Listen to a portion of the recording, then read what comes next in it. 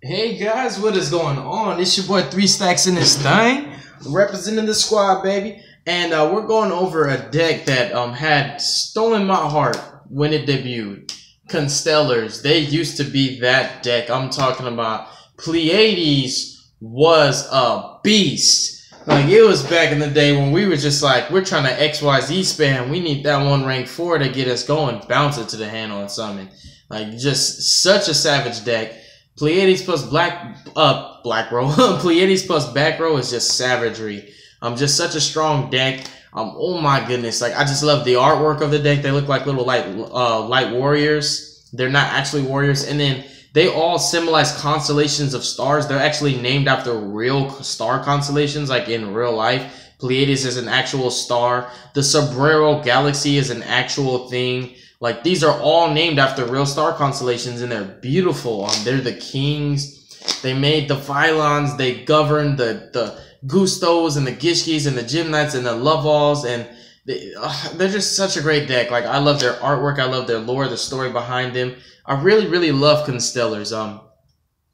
The thing is, the deck is just not what it used to be, and that's one of the reasons why I stopped playing it a while ago, but I still keep them around because they're like one, you know, they're one of my... Like, they're my babies. I really love the deck. So let's go ahead and hop into the main deck. We've got 3 Sombre. Sombre actually was one of my favorite level 4 monsters ever printed in the game of Yu-Gi-Oh! I just felt like, when I first read this card, I was like, did they seriously make a level 4 monster with that kind of busted effect? Are you kidding me? That's a lot of effects in one monster, and it's a level 4 normal summon. That's a lot of power. So he basically banishes a Constellar from your grave. Adds a Constellar from your grave to your hand, then you can normal summon another Constellar. Then you have 3 Pollux, which also allows you to just normal summon another Constellar. 1700 body, really, really strong. The cool thing is there's Evil Storm counterparts of these cards that literally just have 50 more attack that do the exact identical same effects. Then we have 3 Kaus. The triumphant edge that Constellars always had over Evil Storms. We had Kaus. We can make rank 3s and we can make rank 5s. We can even go as far as to making rank 6s and even rank 7s if you play the level 6 Constellars and you use them to bump them to rank 7. To level 7 to make a rank 7. So Constellars have a wide variety of utility for XYZ purposes, literally going from the option of rank 3s all the way up to 7 depending on what Constellars you play. So Kaus modulates the levels, increase or decrease up to twice per turn. 1800 body, 1900 the Tinky. And then we have 3 copies of Algaidi. Now, Algaidi is really, really strong. I used to call her Algaidi. I just don't really know how to pronounce her name properly, and I actually do want to be able to pronounce it properly. She's just really, really good. What I like to do is start off with Pollux first and then summon her, because when I played this deck, it goes back in the format where Valor was so dominant that when you normaled her and she got Valored, like, your turn was over. So you want to start off Pollux and then Algaidi, and if she gets Valored, that's fine. You still got a rank 4. And then my favorite Constellar little package is Russellhawk and Syat. These allow you to get additional summons. Like, they're kind of like, don't call them extenders. I think that's a very commonly misused phrase in the game of Yu-Gi-Oh! Right now in the community. Everybody thinks everything's extenders. These aren't really extenders. These are actually just additional summons. They're really, really good. This provides you with an effect that Constellars naturally aren't able to really get unless it's with Sombre. And also mid to late game, he's your extra copies of Sombre. So they give you more special summons, which Constellars don't special summon that much. They normally like normal, special, then XYZ. But these allow you to put more bodies on the field so that you can, like, back in the day, you know, Master Rule 4, you could XYZ twice, right?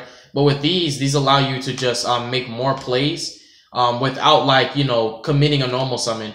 Which is really strong. So this is Monster Reborn. So sometimes he can fall into the category of extender, but really you just use him for your, like, your follow-up play, for your recursion. Think of it like Return of the Dragon Lords. So, like, you're not using him the same turn as an extender for your combos. He's your follow-up, literally. You tribute him, you special Constellar from your hand or your graveyard, and it's not hard once per turn. Really, really strong card. And Cyan, if your opponent controls a monster and you control none, you special him. He can target any Constellar on your field or on your grave, change his level to that, but you can only use him to XYZ for a Constellar, which is totally fine because that's naturally what you're going for when you drop this card on the field. So like mid to late game when you're running low on copies of Sombres, a cool combo if you have targets in graves is you could just normal summon this one monster, tribute him, bring back Sombre, use Sombre's effect, add back a Pollux or a Kaus, and then this is a 1-card Pleiades, which is really, really strong. Where it's a 1-card anything, rank 4, rank 5, just really, really strong. So I like WrestleHawk a lot. I also like abusing the star chart with him because star chart says whenever Constellar XYZ is just special summon. So you could literally just tribute him, bring back an XYZ, draw a card, and then stack Ptolemy M7 on it. Really, really strong. Sometimes you even draw another star chart, and then when you drop Ptolemy M7, you draw another card. And then I have a searcher package of Constellars. You have your Stratos-like cards to search out your engine. I wanted to play more actual Constellar names because of the spells that I'm playing, which are really important to me to help me to make my hands a lot better. So this one searches for any Constellar, and he searches for any Constellar as well on normal or special. You can actually normal summon him without tributing by just going Sombre effect, add from grave to hand, and then instead of normal summoning level 4, you just go bam, normal this without tributing.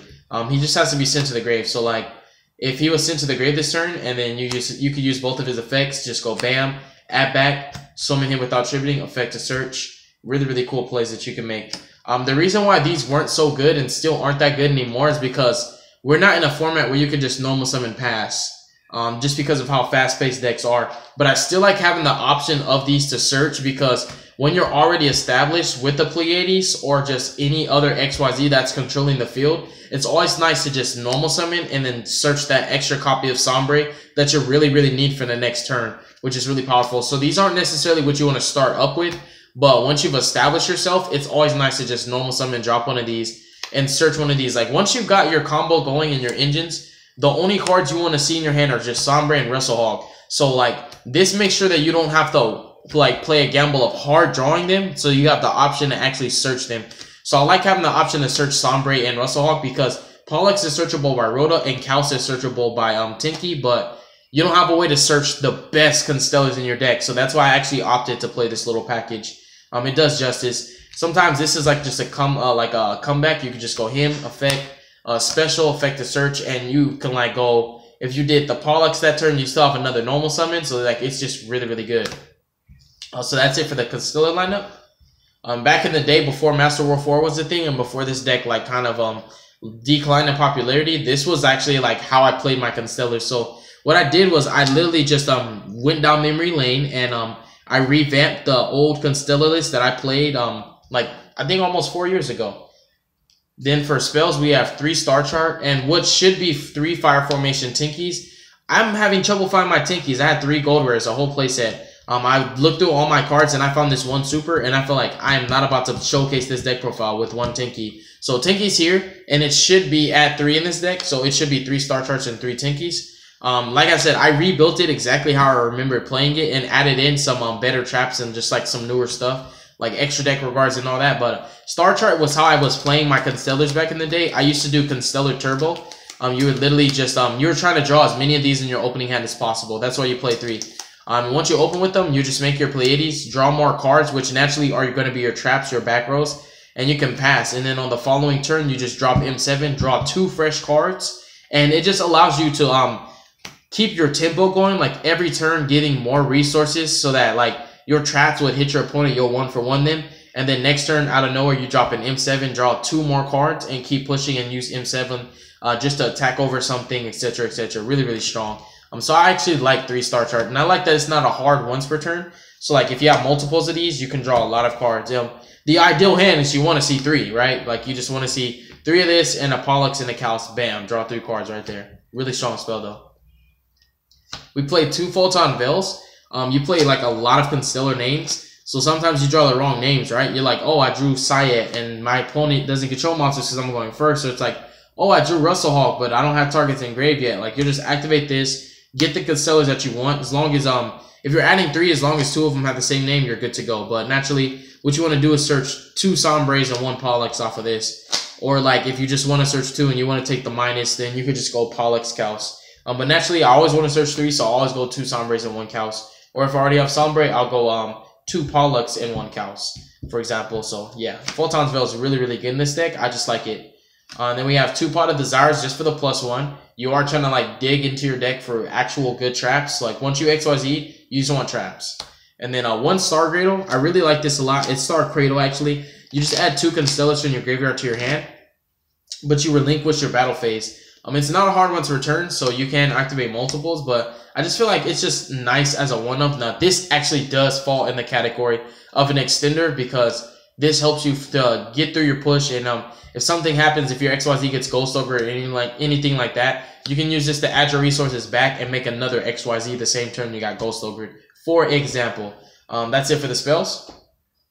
And then the traps, which is like what's gonna be your secondary line of defense is the Solemns, all 5 of them. If I can play all 5 of them in the deck, I'm definitely gonna play like 3 Solemn Strikes, Warning, and Judgment.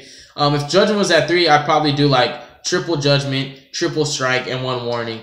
Or if it was like these are off the list, I'd do 2 Judgment, 2 Warning, and triple Strike. Like, dude, I love the Solemns. They're really, really good. And then we have 1 Ultimate Providence. This is here to act as another Solemn. Like, most of the time, when you make your board, like, you end sometimes with monsters in hand that you couldn't use. So it's always nice to, sorry guys, I dropped the card. To have the Ultimate Providence act as another strike that doesn't pay life points, but instead pitches for cost, which sometimes it's going to be good to set you up, even though you can always add it back off of N7. It'll set you up for my favorite little Constellar play, which is, Wrestle Hog. Like, you could just pitch the Constellar like Sombraze, right? An extra Sombraze, use this, negate a monster effect. Sombraze, bring back the, Wrestle Hog, bring back the Sombraze, bam. And a funny thing, if you didn't know, if you're into the lore, this monster is actually Sombraze. This monster ended up becoming Sombraze in the middle of the Hidden Arsenal War, which is really cool. So these are actually the same person. And funny thing, these are my 2 favorite Constellars. They're so cute. Look at them, they're so cute. And then we've got, for more traps, we have 3 Floodgate Trap Hole, 2 Spot Time Space, and 2 Bottomless. Pendulums are a thing, right? And these all hit an entire Pendulum Summon. So, like, I said this in a couple of videos. Like, for all my rogue decks that I do, I want them to play, like, good cards that can just kill the Pendulum Magician matchup without wasting multiple resources. I want 1 card to do the job. So, this hits the whole Pendulum Summon, this hits the whole Pendulum Summon, this hits the whole Pendulum Summon, Strike hits it, Warning hits it. Like, all these traps are really good. And then for the 1-up Spicy Tech, 1 Constellar Meteor, if your opponent is dumb enough to actually attack over your Constellars, under this trap, all their monsters just get shuffled back into the deck during the end of the damage step. So this trap basically says, find an alternative method to get over my Constellars because you're not attacking over them today.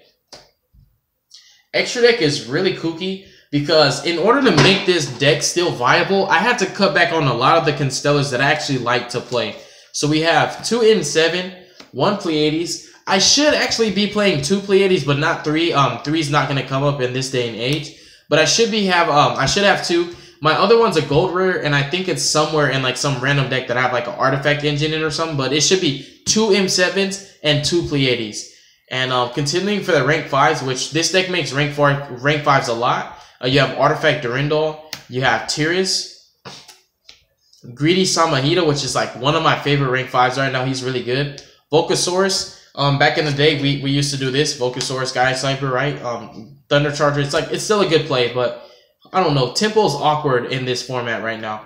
And then we have Omega. Make all your Constellars unaffected by spells and traps. This was like our version of Infestation Pandemic. You can do cool things with this in Torrential Tribute.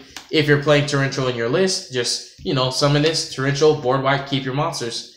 Then Utopia package. Really, really strong. This deck does sometimes struggle getting over just really powerful monsters that either A, can't be attacked over, or B, just can't be targeted. So Utopia the Lightning helps to solve both problems. Then we have Rafflesia for your trap holes, Tornado, a Baguska, and just 2 links, Decode and Underclock Taker. You don't really need to link summon a lot in this deck. In fact, in order to link summon, you always have to use resources from hand. Constellars don't summon from deck.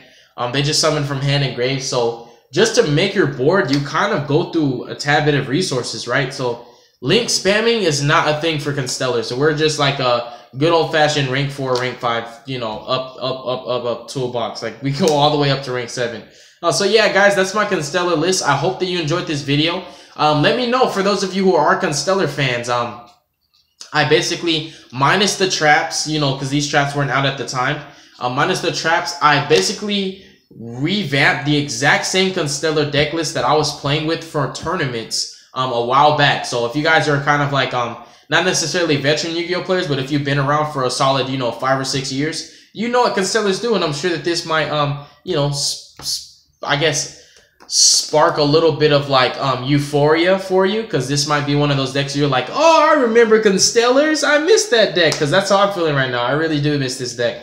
But yeah, we're gonna do some more videos. We're gonna do the Infernoids and all that other stuff, update on Lightsworns. I gotta get it in so I can go to sleep, y'all. But I love you. Make good choices, don't hurt your brain cells. Stay tuned for future content, and y'all definitely check out some of the older videos that my teammates have done. Check out Ed's stuff, check out Charlie's stuff.